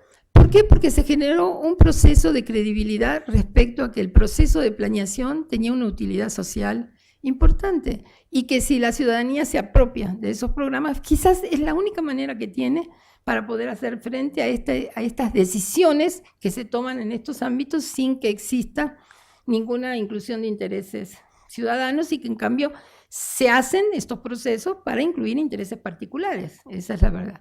Entonces yo sí le apuesto a la planeación, yo creo que ojalá este gobierno haga efectivo algo que dice la Constitución. Hay que crear un instituto de planeación, no sé por qué le pusieron de prospectiva, la verdad que no entiendo, porque la prospectiva es un tema de hace muchas décadas atrás, pero yo me quedo con un instituto de planeación, y me parece que sería muy importante, lo tienen que crear, en el mes de abril tiene que estar, y ese es el instituto que tiene que hacer el plan, el programa de la ciudad, que va a ser el base para todos los demás programas sectoriales que se hacen. Entonces yo espero que con este nuevo gobierno, la nueva jefa de gobierno, es una persona muy inteligente, muy informada, que tiene experiencia de gobierno, sabe seguramente del valor de la planeación, y estoy sin ninguna duda, creo que lo va a impulsar. Y también todo el rediseño institucional que hay a nivel de las delegaciones. Esto es muy importante que la ciudadanía lo entienda, se comprometa y sepa que hoy tenemos unas alcaldías donde no solamente hay un jefe de gobierno, que es el que decide, ¿no es cierto?, qué es lo que se hace en ese territorio, sino que hay un consejo ciudadano que está elegido democráticamente y en el cual incluso hay una figura de la silla vacía, que es que un ciudadano puede ir a presentar en esas reuniones problemáticas particulares de cierta zona de la delegación. O sea, hay una serie de nuevos instrumentos de participación y de espacios que yo espero que sean apropiados por la ciudadanía y que me parece que son importantísimos. La cuestión de qué pasa con las empresas, y bueno, también se vincula un poco con lo que decía Lucía, de hasta dónde el ser una ciudad que se integra, ¿no es cierto?, al concierto global, no tiene límites. Pues yo ahí voy con de Matos, ¿no? Yo creo que las fuerzas endógenas son muy importantes y las nuestras se asociaron rápidamente en este sexenio con otras. Pero no podemos decir que es capital extranjero el que está transformando la ciudad. Yo tengo serias dudas con eso, por lo menos están en asociación. Yo creo que acá hay empresarios nacionales, ¿no es cierto?, que tienen esta concepción de obtener altísimas tasas de ganancia, porque nadie dice que no, que los empresarios sean filántropos y no ganen, ¿no es cierto? O sea, yo creo que esto es lo que hay que fijar, ¿no es cierto? Es decir, que un gobierno de izquierda como el que llega tiene que tener claro que es una tasa de ganancia aceptable y no esto que ha ocurrido en el campo, por ejemplo, de la vivienda. Todos enriquecidos y la vivienda deshabitada. Digo, o sea, este no control de la calidad de lo que hacen ya es el colmo, ¿no es cierto?, de la falta de responsabilidad social sobre lo que producen estos empresarios. Entonces yo creo que ahí esto es una responsabilidad nuestra, digo, es una responsabilidad, ¿no es cierto?, de quienes gobiernan esta ciudad y no del mundo global. Es decir, en esta ciudad hay que poner reglas del juego, que cuando viene a invertir el capital, que bueno que viene a invertir, pero la tasa de ganancia es esta, ¿no? No es estas tasas exorbitantes que en ningún otro lugar del mundo les pagan, ¿no? Digo, esa es la verdad. Y sobre todo que les permiten hacer lo que quieran. El tema de las playas, ¿no? Es decir, únicas playas tomadas por toda la hotelería, ¿no es cierto?, extranjera. Bueno, en el tema del uso del suelo, es así como se generan estas tasas de ganancias exorbitantes. Entonces yo sí creo que ahí hay que poner un alto. Y luego lo último es lo de Eduardo, que de alguna manera también ya lo contesté porque tiene que ver con la planificación urbana. Y en el texto yo de alguna manera coloco esta cuestión de que no se trata de hacer políticas diferentes, sino más bien de que no haya políticas, ¿no? A mí me parece que cuando se habla de desregulación, no es la típica desregulación de crear normas menos rígidas y menos exigentes, sino es que no haya normas directamente, ¿no? O sea, que de lo que se trata es de que puedan, claro, de que libremente puedan actuar sobre el territorio en una ciudad que además tiene límites gravísimos en términos de riesgo. Carmina es una experta en muchos temas, pero es una ciudad donde la normatividad y el cumplimiento de la normatividad es la vida de la gente, ¿no? Es decir, lo hemos visto en el último sismo, muchos edificios que se cayeron eran nuevos. No la mayoría, pero varios de ellos fueron construidos en los últimos tiempos. ¿Qué habla eso? De que hay corrupción para que se puedan hacer esos edificios sin el cumplir, ¿no es cierto?, con las normas establecidas. Entonces, ahí también hay responsabilidad social, no solamente obtener ganancias, sino que hay un grado de irresponsabilidad frente a las empresas, más que de responsabilidad social, de irresponsabilidad, porque es poner la vida en juego de la gente que va a habitar en esos predios. Y esto, bueno, pues creo que mínimamente un gobierno de la ciudad pues debiera actuar con transparencia sobre lo que está autorizando, ¿no es cierto? Y que se pudiera controlar que lo que está haciendo es con apego a la normatividad, por lo menos a la existente, que en términos, por ejemplo, de ciudad sísmica, ha sido muy importante lo que se ha hecho. O sea, hoy tenemos una reglamentación que en relación con la del 85 es incomparable, ¿no? Pero si no la cumplimos, bueno, pues ¿de qué vale de que tengamos esa normatividad? Pues me quedo por aquí porque es muy tarde y ya.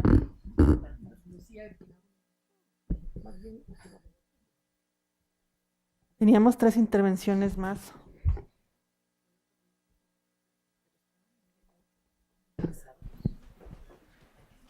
Recuerden presentarse brevemente, por favor. Hola, buenas noches. Soy Muna Magluf de La Garza, becaria postdoctoral del CEICH con Lucía. Les quiero preguntar a Alicia y a Lucía, una vez puesto sobre la mesa este panorama muy, bueno, es amplio, es difícil de ponerlo todo porque son muchas cosas, pero lo hicieron de manera bastante lúcida entre esta correlación de fuerzas entre los distintos actores que están teniendo incidencia de distinta manera en cómo se produce ciudad, en particular en la Ciudad de México, y viendo este panorama, viendo también la coyuntura de este cambio interesante, digamos, de gobierno en los dos niveles, además de gobiernos que se asumen como progresistas, que se asumen, digamos, afines también a muchas de las causas ciudadanas, con una nueva constitución echada a andar hace muy poco tiempo, en fin, con este panorama donde verían justamente el papel de los movimientos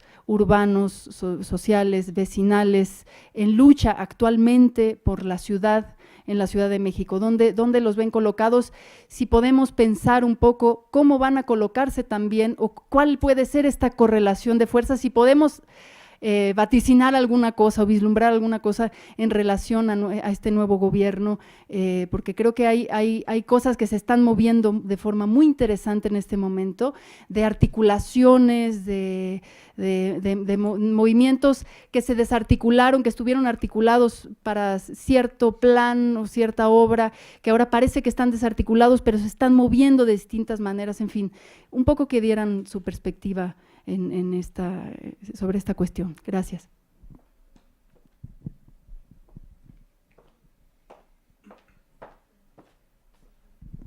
Hola, mi pregunta va más enfocada a la doctora Lucía.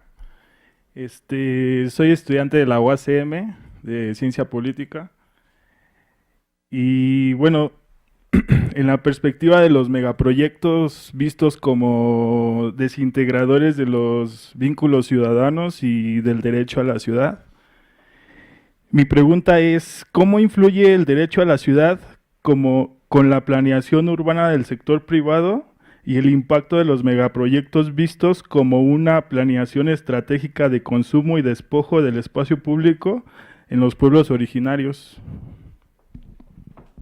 Complicado. A ver, otra vez. No, estoy de acuerdo. Es broma. Sí. Falta alguien ahí, ¿no? Acá.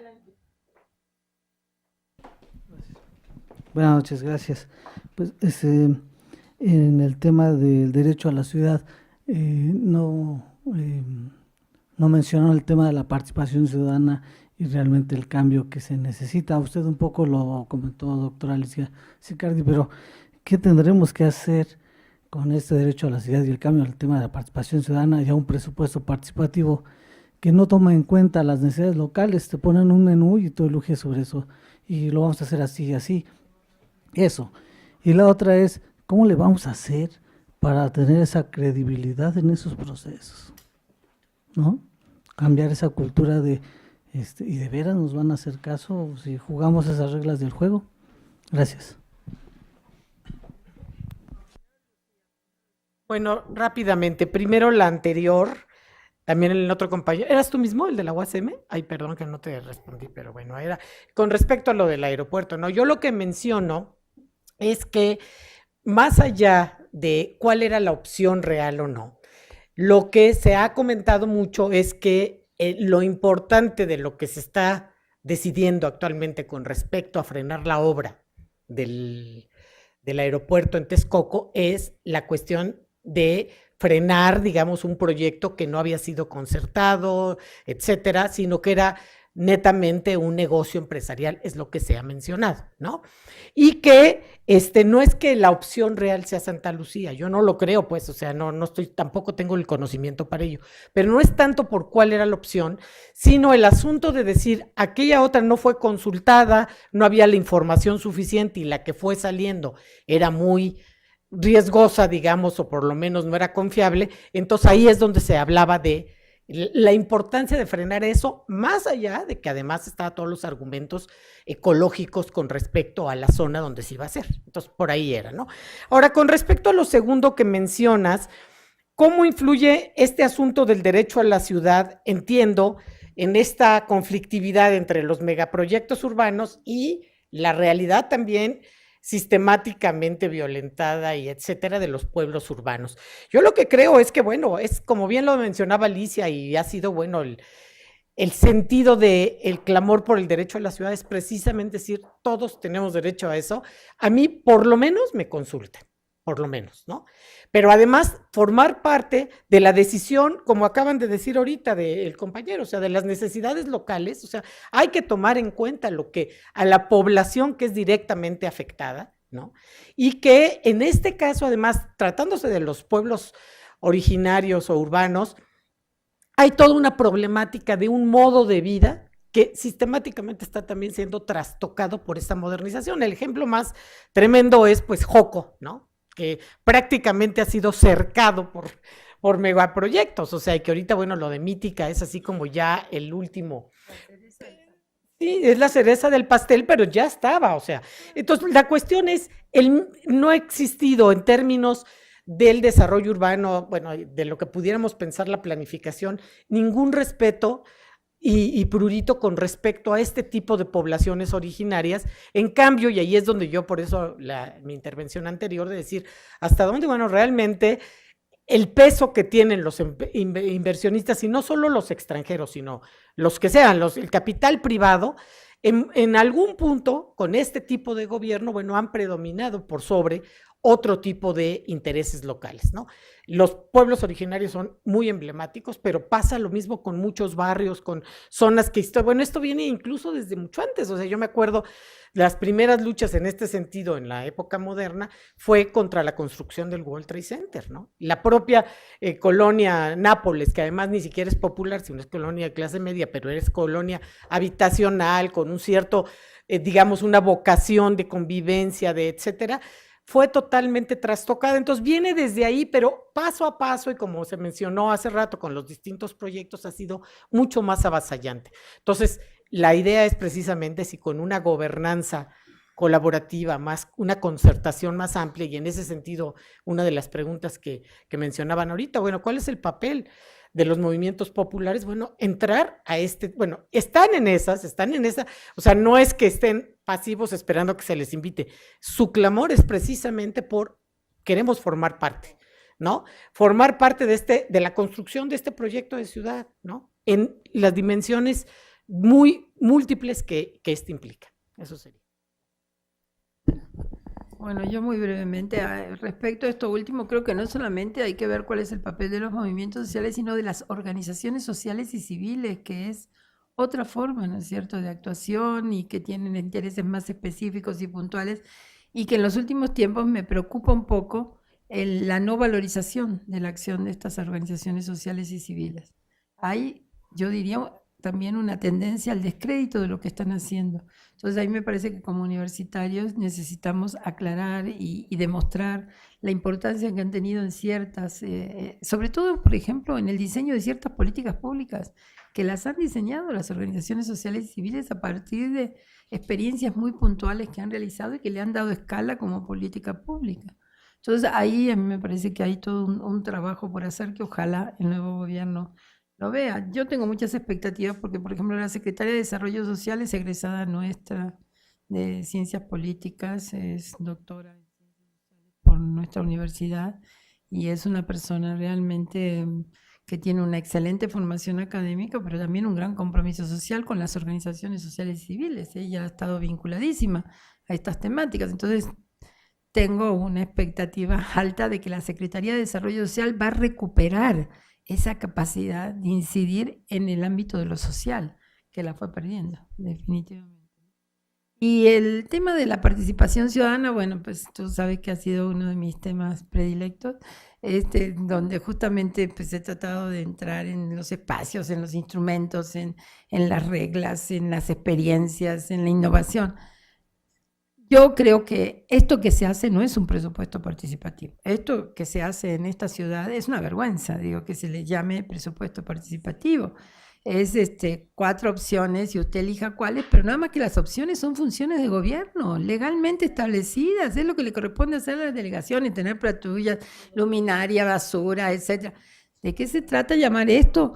Cuando lo que vale en el presupuesto participativo, como todos sabemos, es el proceso, ¿no es cierto? El proceso deliberativo, la capacidad justamente de construir consensos y establecer sobre todo prioridades año con año, ¿no? Bueno, todo eso no existe, esto es simplemente... Ahora, la ciudadanía ha respondido bien, porque ¿quién participa?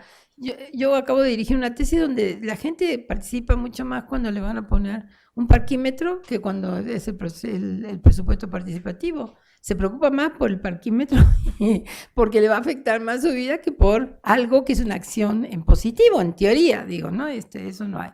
Y el tema de la credibilidad. A ver, acá estamos en una universidad. La credibilidad que tiene esta universidad cuando llega a un barrio, una colonia, todas las universidades públicas, yo creo. Yo creo que hay una... Y tú mismo en ProRegiones, ¿no? Has hecho experiencia, ¿qué te voy a contar?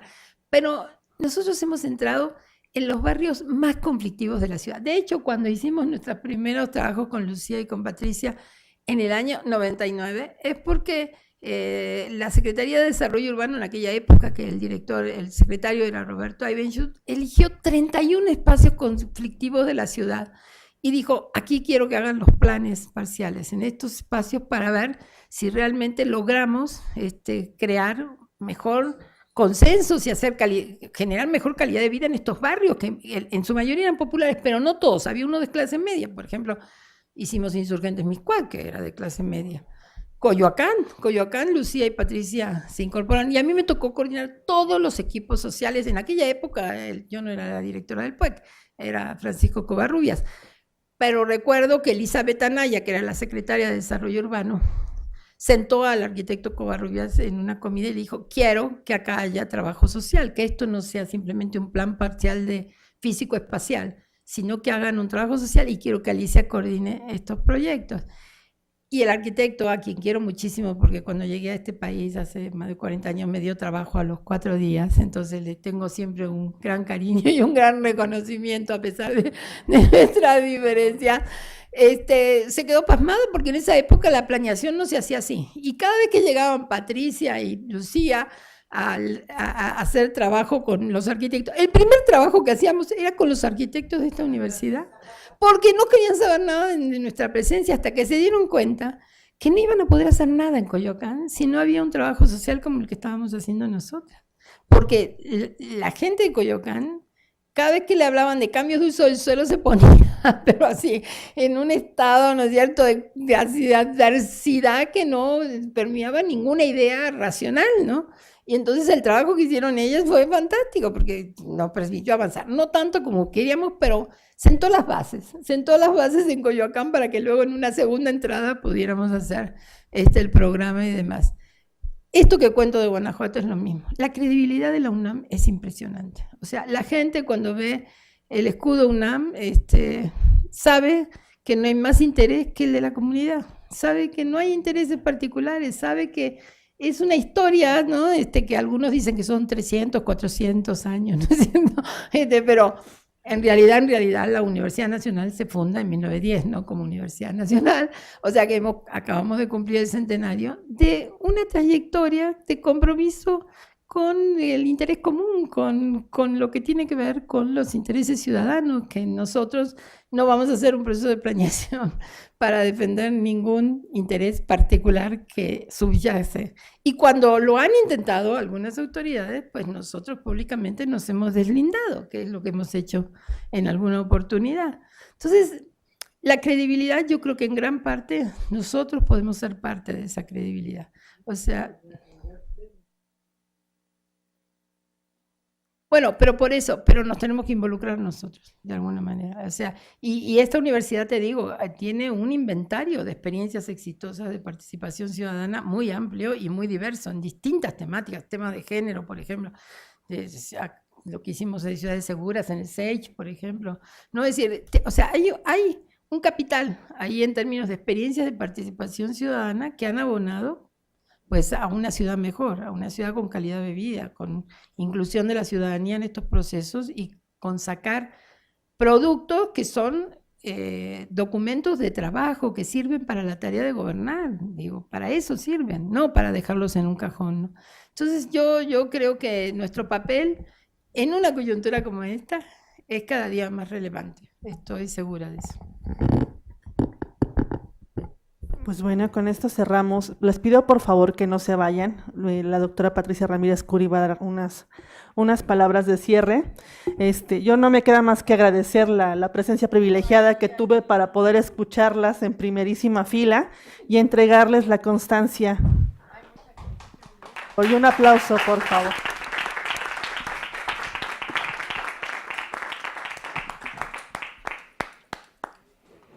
No, desde aquí yo solo quiero dar las gracias, ya no me puedo ni parar, estoy muy cómoda en el asiento, pero no quiero terminar el día sin compartirles que ha sido un privilegio este debate en este pequeño coloquio con toda la concurrencia de ustedes. Quiero darle un especial agradecimiento a Ana Falú.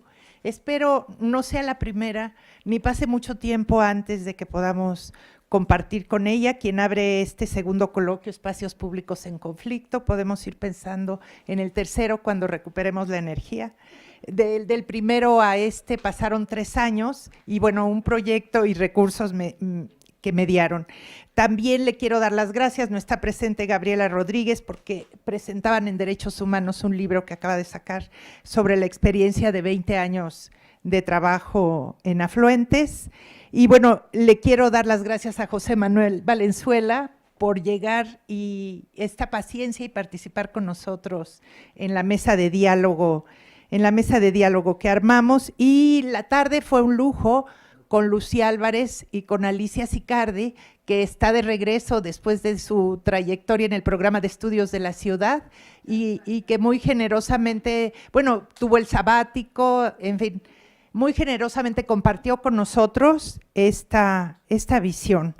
Quisiera darles las gracias a los que participaron hoy, al equipo, a Carmina, a Yutzil, que estuvieron en la mesa, a Paula Soto, no sé si todavía está por aquí, pero que fue una mesa, digamos, muy, muy excelente, con trabajos directos en campo y con análisis muy valiosos. También le quiero dar las gracias a Carmina por moderar esta mesa, a Adrián Orozco, que es parte de mi grupo de trabajo, de los cuales me siento orgullosa, del grupo de posgrado que están en el GT1 del proyecto Ciudad Neoliberal. Y en fin, espero no se me vaya nadie. Quisiera invitarlos para mañana, por favor que no falten, mañana miércoles 7 de noviembre, Espacio Público, Juventudes y Violencias. Mañana abre el día José Manuel Valenzuela, con el tema Jóvenes Bioproxemia y las luchas por el espacio público. Comenta Marcela Meneses, no sé si todavía está por aquí, y tendremos un momento de preguntas y comentarios y tendremos una mesa 2, decidimos solo tener 2 mesas con 3 ponentes para dar más espacio a la calidad tanto de las presentaciones como de la discusión posterior, y aún así percibo que nos faltó tiempo. Espacios Públicos, Juventudes y Violencias Urbanas es la mesa 2, donde tenemos espacios en disputa y construcción de ciudadanía, colectivos juveniles en la Ciudad de México, que presentará Lucía Álvarez. Luego Fabián González Luna, geógrafo del GT2, presentará Espacio Público y Violencia, algunas notas de aproximación. Y Marcela Meneses, su investigación ¿Quién violenta a quién? Jóvenes y espacio público en unidades habitacionales populares, que también está articulada al grupo de trabajo que representa a Lucía Álvarez, modera Yutzil, y tendremos nuevamente una mesa de diálogo pues de lujo por los invitados, que está Néstor García Canclini y está Eduardo Nibón y José Manuel Valenzuela. Lucía y yo participamos desde casa. Están invitados, por favor, y clausuramos como al 5 para las 3 para que todos se puedan ir a comer con calma. Sí, muchas gracias.